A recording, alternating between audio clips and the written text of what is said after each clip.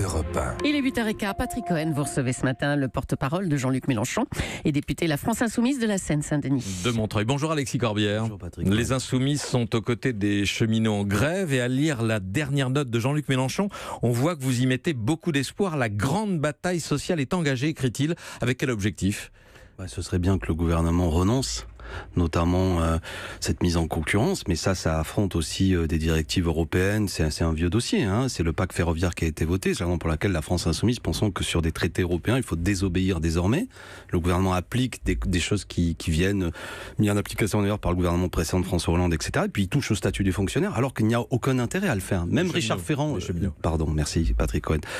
C'est le matin, hein. Je suis désolé, excusez-moi les auditeurs, mais vous avez raison, le statut des cheminots, alors qu'il n'y a aucun enjeu, aucun intérêt à le faire, si ce n'est, selon nous, demain annoncer une privatisation sans doute, parce que la mise en concurrence amènera à ce qu'au bout d'un moment on se dira il y a des lignes qui rapportent de l'argent, d'autres qui ne rapportent pas, etc., etc. Alors on va prendre les choses dans l'ordre. Donc il faut défendre le rail. Renoncer, vous voulez que le gouvernement renonce purement et simplement. Oui, parce qu'en plus c'était pas dans le programme d'Emmanuel Macron. Donc il faut être franc vis-à-vis des électeurs. Il n'a pas été élu pour ça. Et on comprend pour laquelle non, les cheminots, les usagers, tout le monde dit mais attention là, on n'est pas d'accord avec ça. Vous ne l'avez pas présenté aux électeurs. Mais au-delà de la réforme qui vise à préparer la SNCF à sa mise en concurrence, vous refusez, vous, l'idée de cette ouverture à la concurrence. Oui. Je vois pas. Le rail, ça doit pas être soumis à la concurrence. C'est bien qu'il y ait un monopole finalement. Il doit pas y avoir des enjeux de rentabilité parce qu'il y a des lignes, elles rapporteront pas d'argent, mais je suis pour qu'elles existent. Il y en a d'autres qui en rapporteront, etc. Si vous introduisez le critère de concurrence et nécessairement de rentabilité, eh bien il y aura. Vous voyez ce que je veux dire, ça va se disloquer. Quel intérêt nous avons à ce que demain, je répète, il y ait des notions de non plus d'aménagement du territoire, mais des critères, comme je viens de le dire, de concurrence et de mise en rentabilité. Bon, et deuxièmement, la question du statut, là aussi, ça permet d'avoir une sécurité de l'emploi, ça permet d'avoir des salariés qui ont, un intérêt par rapport au travail plus important, et franchement, qu'on vienne m'expliquer, mais on n'a pas eu d'argument fort, pour quelle raison ? Alors, pour éviter la garantie de l'emploi, ça procure un intérêt au travail plus important ? Oui, je pense. Je pense que c'est des métiers difficiles, notamment, et comme c'est des missions qui me semblent, je vais les nommer de régaliennes finalement, c'est-à-dire c'est important. Moi je pense que c'est des métiers sur lesquels c'est pas une mauvaise chose. Donc vous souhaitez que le transport ferroviaire reste un monopole d'État ? On est d'accord Patrick Cohen, qu'il y a des gens qui peuvent être licenciés aussi à la SNCF jusque-là. Hein. C'est une garantie de l'emploi relative. Il n'y a pas de plan. Hein. D'accord. Non mais ça peut arriver si quelqu'un fait une faute professionnelle, etc. Ce que je veux dire c'est que c'est pas des métiers, c'est pas des vaches sacrées comme il a été dit honteusement dans beaucoup de micros, métiers de privilégiés, etc. Il faut qu'ils cotisent 43 annuités et demie pour partir à la retraite. Non, c'est vrai. Pas encore. Bah si, actuellement, vous n'êtes pas au courant ? Bah si, on peut partir à 50 ans, selon les métiers, à 50 ans, 50,5. Mais pour avoir une retraite complète, il faut avoir cotisé 43 annuités et demi. C'est pas un métier de privilégié. Hein. Je vous assure que vous, sans doute, vous êtes beaucoup mieux payé qu'un agent. Les roulants peuvent partir à partir de 52 ans. Oui, mais à retraite incomplète. Le droit de partir, ça ne veut pas dire qu'on part. Pour avoir une retraite complète, il faut avoir cotisé 43 annuités. C'est ça où il y a un scandale et un mépris vis-à-vis des cheminots. C'est faire croire que c'est un métier de privilégié. Il y a quasiment personne qui part à la retraite à 50,5 ans. Mais vous trouvez normal qu'un conducteur de train puisse partir à la retraite 10 ans plus tôt, par exemple, qu'un ouvrier du bâtiment ? La médecine du travail atteste que quand vous conduisez notamment un TGV, vous avez fait des effets qu'on appelle ça de trombinoscope, etc. Et que vous avez la vue, la santé qui en prend un coup. Et quand vous faites le maçon sur un chantier ? Mais je suis pour, vous savez, moi, attendez, je suis pour le nivellement par le haut. Qu'est-ce que c'est que cet argument que vous me donnez ? Donc allons-y maintenant, faisons travailler plus tout le monde. Je ne comprends pas ce que vous êtes en train de me dire. Moi je suis pour la réduction du temps de travail. Je vous prends à partie. On est d'accord que moi je suis quelqu'un qui pour aligner vers le haut, vers les acquis sociaux. Pas chaque fois qu'il y a quelqu'un qui dans un métier a un petit avantage, lui dire hey, toi salaud, t'as un avantage, donc tout le monde vers le bas, parce qu'il y a des gens précaires, parce qu'il y a des gens mal payés, parce que des gens... On est d'accord. Donc vous voyez, il ne faut pas cet égoïsme culturel qui est en train de se développer avec ce gouvernement, qui vise à faire de chacun en quelque sorte un privilégié qu'il faudrait dénoncer. Les privilégiés, ils sont pas là, je vais vous dire. Ils sont vraiment pas là.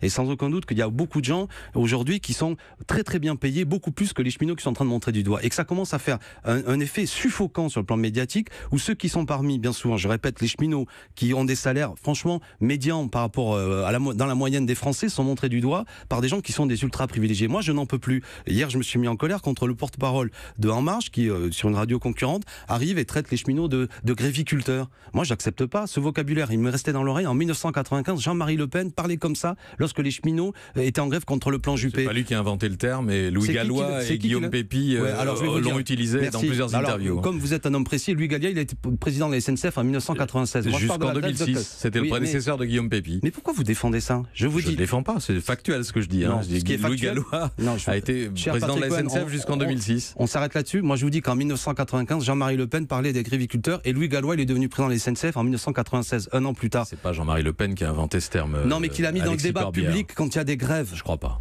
Mais c'est pas très important. Ah si, c'est important. Un mot sur la concurrence. Si, c'est important quand un gouvernement parle comme l'extrême droite quand il y a des grèves. Pour moi, c'est important. Gréviculture, c'est la culture de la grève, c'est pas attribué à l'extrême droite. Parce que je vais vous dire une chose, les gens qui sont en grève aujourd'hui, bien sûr, ils vont déranger les usagers. Et je me mets à la place des usagers, ça ne doit pas être simple, d'accord? Mais c'est des gens qui vont perdre des journées de salaire. C'est pas des gens qui s'amusent. C'est pas des cultivateurs qui font pousser des grèves pour rigoler. Non, mais à l'époque et le petit arrogant d'En Marche, lui, il est issu d'un milieu social favorisé, il devrait au moins baisser la tête et saluer les travailleurs, qui à un moment donné défendent un outil de travail. Vous avez à un moment donné des gens extrêmement privilégiés qui se permettent de dire, quand des gens vont être en grève, perdre une journée de salaire, plusieurs journées, et qui font ça uniquement pour l'amour du métier, parce que justement la manœuvre du gouvernement, c'est que les cheminots directement actuellement ils sont pas concernés, mais ils font ça parce qu'ils font pour défendre le métier. Et vous avez des petits monsieur ou un gouvernement qui les montre du doigt, c'est insupportable. C'est ce que j'appelle cet égoïsme culturel. Alors, il faut faire attention parce que ceux qui m'écoutent, on va tous être, je reprends une expression d'Olivier Besancenot, les cheminots de quelqu'un. Il y aura toujours quelqu'un où on dira celui-là il est un petit peu plus privilégié, on va le montrer. Il part à la retraite un petit peu avant moi, ou il est là le privilégié, alors que fondamentalement les privilèges ne sont pas là. C'est ça que je veux vous dire, Patrick Cohen. Et vous comme moi, vous êtes un homme de mémoire, de culture, je le sais. Vous aimez bien taquiner la France insoumise, mais vous avez de la mémoire. Je vous dis que ceux qui ont été les plus ceux qui ont été les plus violents et qui ont utilisé dans le débat public, c'est l'histoire du mot, ça vient de loin, mais c'est souvent l'extrême droite et je suis un peu, ça pique un peu de se dire mais ce gouvernement contre la grève et le mouvement social utilise des mots qui viennent d'un camp très réactionnaire. Prochaine fois, je poserai la question à Louis Gallois et Guillaume Pépi. Mais il l'a dit en 1996, vous avez raison.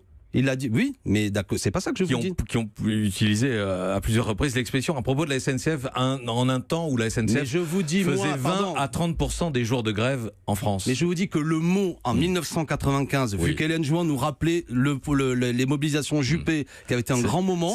À ce moment-là, l'extrême droite dirigée par Jean-Marie Le Pen dénonçait les gréviculteurs. Et hier, le porte-parole de En Marche a dénoncé les gréviculteurs. Point final, le débat s'arrête là. Donc n'allez pas chercher Louis Gallois 2 ans plus tard, à moins de vouloir absolument me démontrer je ne sais trop quoi. Bon, ok, continuons. Donc vous aussi, vous pensez que c'est un beau mot, gréviculteur ? La concurrence, Alexis Corbière, que vous refusez pour le rail, elle n'a pas été bénéfique dans les télécoms et le transport aérien ? Je crois pas. Mais là encore, peut-être que les télécoms, c'est pas exactement la même mission qu'un aménagement du territoire comme le rail.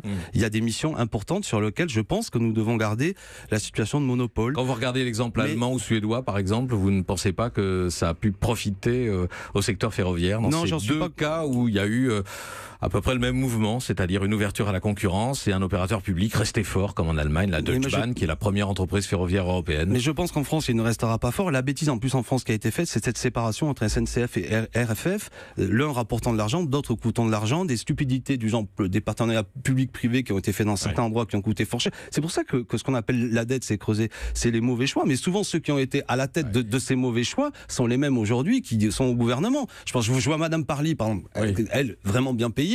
Bon, elle a des qualités, je suis en désaccord avec elle, mais tout de même, tous ces gens qui, eux, dirigeaient la SNCF ont creusé une dette qui aujourd'hui pose problème. Mais ils ont creusé une dette pour construire des lignes et non, mais pas seulement. Des infrastructures qui servent aujourd'hui aux investissement. Et vous avez bien raison. Là, pour le coup, je suis d'accord avec vous. La dette, il faut la mettre en lien avec l'actif de la SNCF. Et en vérité, merci Patrick Cohen, la dette n'est pas si importante que ça. Mais je vais vous donner un exemple. Édouard Philippe, l'autre jour, à juste raison, a dit d'ici 10 ans, la dette va se creuser de 15 milliards supplémentaires. Mais il oublie de dire que chaque année, ce qui creuse la dette, c'est 1,5 milliard d'intérêts de la dette. C'est-à-dire que non seulement nous remboursons ce que nous devons aux banques, mais nous le remboursons en plus des intérêts de la dette. Et là, je dis que c'est absurde. Parce que pour une mission d'intérêt général, il y a des choses sur lesquelles ça ne devrait pas enrichir le privé. Qu'on rembourse ce qu'on a emprunté, c'est une chose. Mais qu'en plus, on lui verse 1,5 milliard à ces banques privées, c'est une absurdité. Donc moi, je serais pour qu'on nationalise, par exemple, la dette et que ce soit pas, comme ça, quelque chose qui permet d'enrichir. Qu'elle soit reprise intégralement par l'État. Ce serait moins idiot, non ? Autre conflit en cours contre la réforme d'accès à l'université avec la plateforme Parcoursup. Là encore, je cite Jean-Luc Mélenchon, hier soir, dans la jeunesse, le feu semble prendre à la plaine.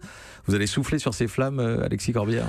Bon, je veux dire, je vais avoir 50 ans cet été. Je crois que les étudiants, ils ont un peu, ils attendent pas après moi pour se mobiliser. Certains de vos collègues sont allés dans les facs. Daniel Obono est allé à Tolbiac, je crois. Moi aussi, je peux y aller. Si on m'y invite, il n'y a pas de problème. Mais je veux dire par là que c'est pas parce qu'ils auront vu Corbière ou Obono ou Mélenchon que des étudiants vont se mettre en grève. Par contre, je suis d'accord avec ce qu'ils font. Voilà, et je les soutiens. Y compris sur les méthodes, les blocages des cours ou des facs entières à quelques semaines des partiels. C'est ce qu'on appelle une mobilisation, de la même façon qu'aujourd'hui il y a des usagers dans les gares qui sont dans l'embarras. Moi, vous savez, la grève, ça dérange. C'est pas le sujet. Je préférais qu'il n'y ait pas grève. C'est pas tout à fait pareil quand même. Bloquer des cours et ne pas travailler pour prendre les trains. Quand vous étiez étudiant, vous l'avez fait vous aussi. Ça fait partie de tout ça. C'est l'histoire du mouvement étudiant. Il y a des moments où, quand on se mobilise, la question c'est quelle est la raison de la mobilisation. Les étudiants considèrent qu'ils sont inquiets pour leur avenir. Le bac ne sera plus le premier grade universitaire. Quand vous aurez le bac, ça ne sera plus, ça vous permettra pas plus de choisir quelle est la formation qui quand même va après déterminer votre vie. Les directions d'université elles-mêmes disent qu'elles ne sont plus en capacité vraiment de gérer en vérité ce qui leur est demandé par Parcoursup. Nombre de personnalités ont dit, par exemple, cette histoire de lettres de motivation est une supercherie qui va encore plus aggraver les différences sociales entre les uns et les autres. Et enfin, pour parler de méthode et de violence, ce qui a mis le feu aux poudres, pour utiliser une expression, c'est quand même les milices soutenues par un doyen à Montpellier qui sont venus tabasser ceux qui étaient en grève pacifiquement. Une dernière question, Hélène Chouan. Oui, lors de la marche blanche mercredi dernier en hommage à Mireille Knoll assassinée, les élus France Insoumise ont été violemment pris à partie jusqu'à être contraints de quitter cette manifestation. Éric Coquerel assure recevoir des menaces de mort depuis plusieurs semaines. Il a, dit-il, déposé une main couronne. Alors, qui rendez-vous responsable de ce climat de violence, Alexis Corbière? Est-ce que c'est encore la faute du parti médiatique qui est dénoncé par Jean-Luc Mélenchon quasi quotidiennement? Ça peut être le cas, mais là, en l'occurrence, sur les cas précis dont vous parlez, il y a deux sujets. Éric a soutenu une mobilisation de sans-papiers, et je parle d'Éric Coquerel qui est allé à la cathédrale Saint-Denis, et c'est l'extrême droite qui l'a insulté en racontant n'importe quoi, comme si des tombeaux avaient été profanés. Et enfin, pour la manifestation de mercredi, c'est un petit groupe qui s'appelle la Ligue de défense juive, de gens violents, qui d'ailleurs l'ont revendiqué sur Twitter, qui sont venus nous insulter, qui nous ont traités de PD, d'enculés. Je trouve ça assez scandaleux, et ça s'est passé à 10 mètres du ministre de l'Intérieur, du président de l'Assemblée nationale, du président du CRIF, sans que personne ne réagisse. Donc c'est Gérard Collomb aujourd'hui que vous mettez en cause? Imaginez que 10 députés d'En Marche ou de n'importe quel autre parti se fassent prendre à partie alors qu'ils venaient d'avoir un attentat à 10 mètres du ministre de l'Intérieur, se fassent insulter et que personne ne réagit. Je suis sidéré. Je dis que moi, par exemple, le président du CRIF que j'ai vu la veille au téléphone ne m'a même pas appelé. Vous voulez dire que la police aurait dû intervenir contre les nervis de la Ligue de défense juive plutôt que de vous faire évacuer de la manifestation? On est d'accord, à tel point que la police a protégé en plus Madame Le Pen et même la LDJ a protégé Madame Le Pen. Et quand il s'agit de nous, vous acceptez des insultes homophobes. Je veux dire, vous ne m'appréciez pas, Patrick Cohen, sans doute pour des raisons politiques. Mais vous, on est en désaccord du moins. Mais si, souvent, non, mais bref. On est d'accord. Mais mêlez pas à ça, je vous pose des questions. Moi. Non, mais on est d'accord que vous n'acceptez pas que des parlementaires se fassent traiter de PD, d'enculés à 10 mètres du ministre de l'Intérieur. Je dis ces mots volontairement, excusez-moi à ceux qui l'écoutent de bon matin, pour dire la violence et la grossièreté du propos. Et je trouve que unanimement, toute la classe politique aurait dû dire: on n'est pas d'accord avec la France Insoumise, mais ça c'est intolérable, inacceptable, et ça va être condamné. Et je trouve qu'il y a eu bien peu de condamnations, si ce n'est, et je l'en remercie, j'ai vu Anne Sinclair dans le JDD dimanche, le rabbin Gabriel Fary qui était à nos côtés. Il y a des gens qui sont des voix en plus, qui sont entendus et qui ont dit là-dessus, c'est intolérable. Et j'invite chacun à faire de même, parce que c'est une question de républicaine de fond. Il faut lutter contre l'antisémitisme malgré ses nervis, et c'est pas un tel ou un tel qui m'interdira d'aller à une manifestation contre l'antisémitisme. Merci Alexis Corbière d'être venu ce matin en direct au micro d'Europe 1. Europe 1.